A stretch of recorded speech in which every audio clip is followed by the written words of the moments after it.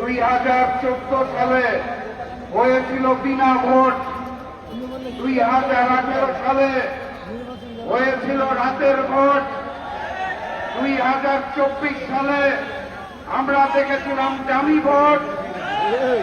শেখ হাসিনার পতনের পর ভেবেছিলাম 2026 সালে হবে আসল ভোট, কিন্তু 2026 সালে হয়েছে ম্যানেজ ভোট।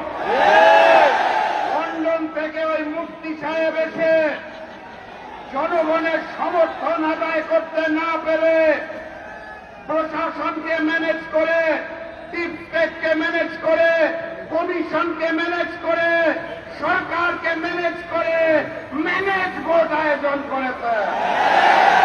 এখানেই শেষ নয়, তারা ভোটের পরে ঝাঁপিয়ে পড়েছে নির্মম ভাবে জনগণের উপরে। 2018 সালে ধানের শীষে ভোট দেওয়ার জন্য যেভাবে করে গণধর্ষণ হয়েছিল, 2026 সালে এসে ধানের শীষে ভোট না দেওয়ার কারণে গণধর্ষণ আমরা দেখতে পেয়েছি।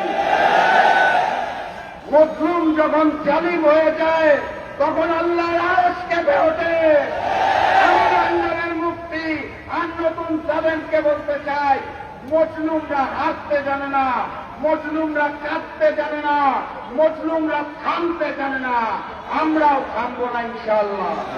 বিজয়ের পথে যাত্রা শুরু, জীবন অথবা মৃত্যু। আসসালামু আলাইকুম।